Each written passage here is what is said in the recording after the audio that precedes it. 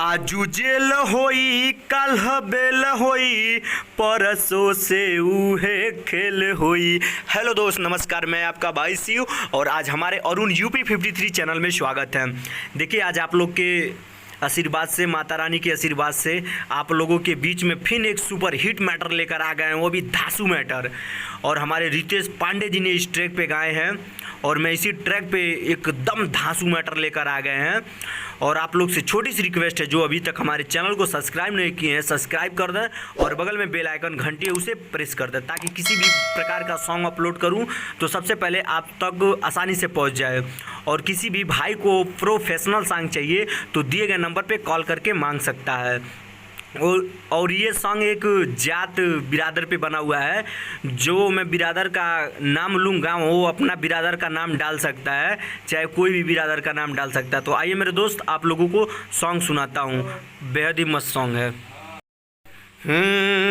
हई मरद मोछा वाला केहू से ना डरी, हर दम हथावा में लाठी लेके घूमी। इसको एक बार और गाना है। हई मरद मोछा वाला केहू से ना डरी, हर दम हथावा में लाठी लेके घूमी। केहू से डरब ना, बात हम सच कही। आज खून होई हनीमून होई, आ कोई जाति के नाम होई। आज खून होई हनीमून होई, कुशवाहा जाति के नाम होई।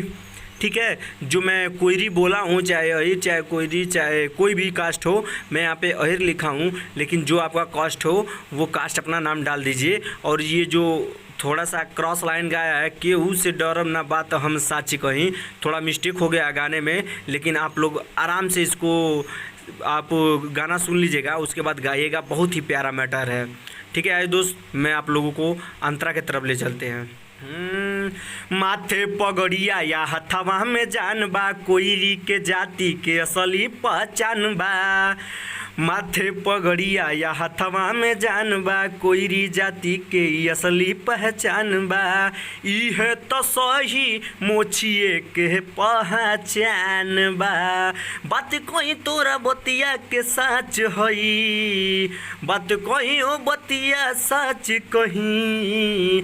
आज खून होई हनीमून होई, पासवान जी के नाम होई। आज खून होई हनीमून होई, पासवान जी के खूब नाम होई। दोस्त, थोड़ा मिस्टेक हो गया गाने में, लेकिन आप लोग सिंगर हैं तो गाएंगे तो एकदम बढ़िया फिट बैठेगा। तो आप लोगों को अगर सॉन्ग अच्छा लगा हो तो प्लीज़ हमारे वीडियो को लाइक करना ना भूलें। धन्यवाद।